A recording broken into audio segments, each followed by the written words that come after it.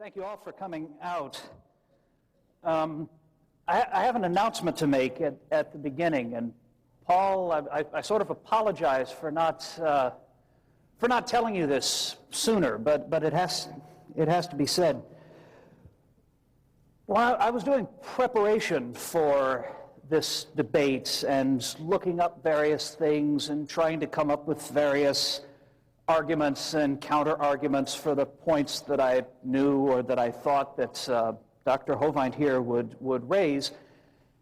And I started thinking about all of the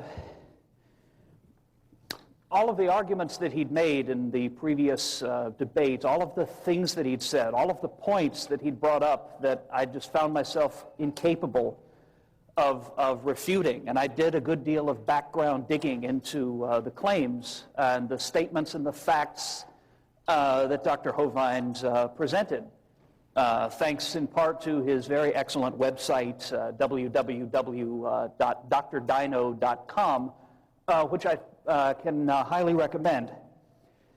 And I started to think about the way I'd taught evolution in the past, about all of the students of mine, some of whom are here tonight, whom I'd bullied and brainwashed and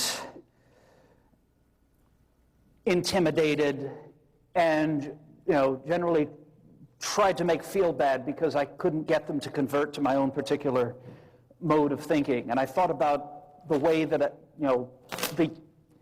the senseless waste of taxpayer money for me to go in and act like an indoctrinator rather than an educator, and the way I've always insisted that my students accept this because it seems so right to me. Well, this is not particularly easy for me to say. It's not always easy to talk with your foot this firmly planted in one's mouth, but I want to make a public promise right now. I really don't want to make this a typical adversarial, name-calling, angry, mocking debate, the way I sort of remember the last one as having been. What I'd like to do is make this a learning experience, because from here on out, whenever I teach my evolution class, which I have to do because it's what they hired me for, I want to add a creation science section to it. And I want to learn about what it is I should be teaching, because I come from a very secular background. Thank you. Thank you, all of you. Well, thank you. Thank you.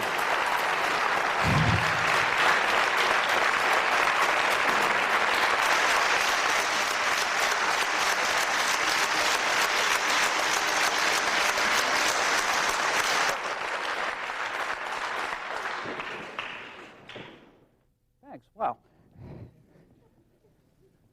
Think still on? Great.